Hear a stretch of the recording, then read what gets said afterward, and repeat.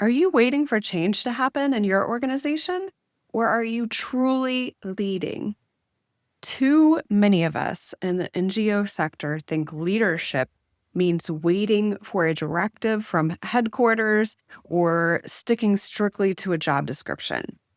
But that isn't leadership. That's just following what others want.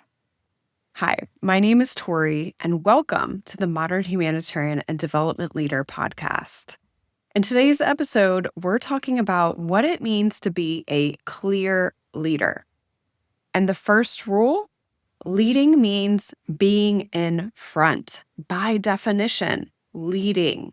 It means stopping your acceptance of the status quo and creating the change you want to see. Real leadership goes beyond what is expected of you. Here's the truth. Your role as a leader is not to tell your team what to do. If you're doing that, you are just managing tasks just through other people. But your role is actually to form a vision and then empower your team to achieve it in their own way. So to do this, you first need clarity. Specifically, clarity of your unique vision for the team that you want to create. When you think of this vision, it should excite you. It should motivate you. It should be something that is unique to you. So in my course, Becoming the Modern Humanitarian and Development Leader, we actually spend a week forming what I call a leadership impact goal. Each one of my students forms their own, and they are always amazed by how much clearer everything else becomes once they have this. Why? Because once you have that vision, your leadership impact goal, you stop wasting your time. You stop just managing tasks and you know how to prioritize your time and your day. And more importantly, how to build your team to help you execute that vision. This is where coaching can come in. So leading isn't fixing problems for people. It's coaching them, asking structured questions like I teach in the program, such as helping them find their own solutions. It's always really fun for me to see how this simple step creates massive shifts. So one of the leaders in my course once told me that creating her leadership impact goal was a wake-up call. It reminded her that her responsibility wasn't to be the chief problem solver.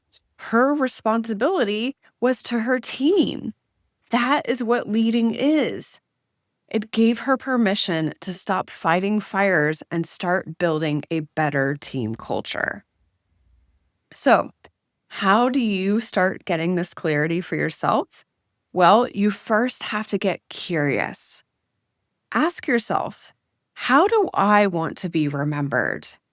For me, my vision when I was a country manager was creating a team culture focused on trust and open communication and, most importantly, having fun.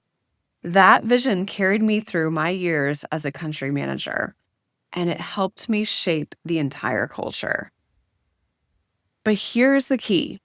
No one told me that I had to go and create that vision. I didn't wait for permission. I did it because I refused to spend my time on someone else's generic goals. I wanted to focus on my own strengths and how I could best contribute as a leader.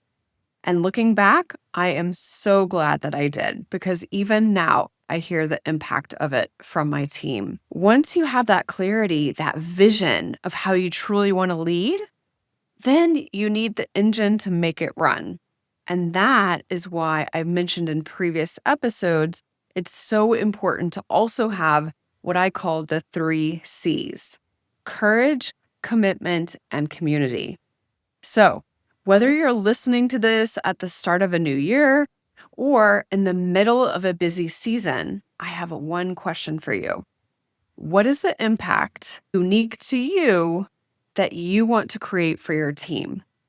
And what might you have to prioritize in order to create it. Stop waiting for someone else to ask you for it and start creating today. All right, until next time, keep evolving. Bye for now. Are you the type of leader that tells others what to do?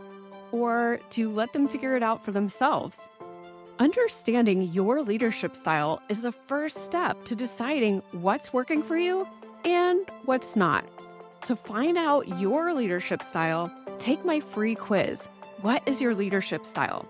You'll immediately find out your default style, how it may be impacting your team, and a few practical ways to become an even better leader. Just click on the link in the show notes, www.aidforaidworkers.com/quiz, fill out your quiz, and click submit. So what are you waiting for? Go to www.aidforaidworkers.com/quiz and discover your leadership style now. Your team will thank you for it.